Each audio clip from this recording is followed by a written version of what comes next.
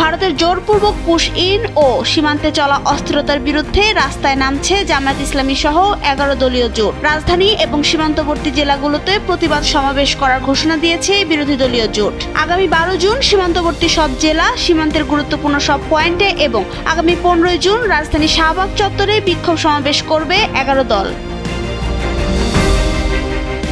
10 June জামাতের কেন্দ্রীয় কার্যালয়ে এক সংবাদ সম্মেলনে এসব কর্মসূচির ঘোষণা দেন জামায়াতের সহকারী সেক্রেটারি জেনারেল হামিদুর রহমান আজাদ। দেশের সীমান্ত অরক্ষিত মন্তব্য করে হামিদুর রহমান আজাদ বলেন, সীমান্তে হত্যা বাংলাদেশের দীর্ঘদিনের চলমান পরিস্থিতি। তবে বর্তমান সরকারের আমলে সীমান্ত হত্যার যে চিত্র দেখা যায় সেটি দেশের স্বাধীনতা, সার্বভৌমত্বের জন্য মারাত্মক হুমকি। পুশ ইন পরিস্থিতি মোকাবিলা করতে সরকার ব্যর্থ বলে তিনি মনে করেন। এ সময় সরকারকে নতজানু পররাষ্ট্রনীতি থেকে বেরিয়ে আসার আহ্বান জানান জামাতের এ নেতা। সাম্প্রতিক বক্তব্যের সমালোচনাও করেন তিনি। নাবিলা রহিম, সময়ের আলো।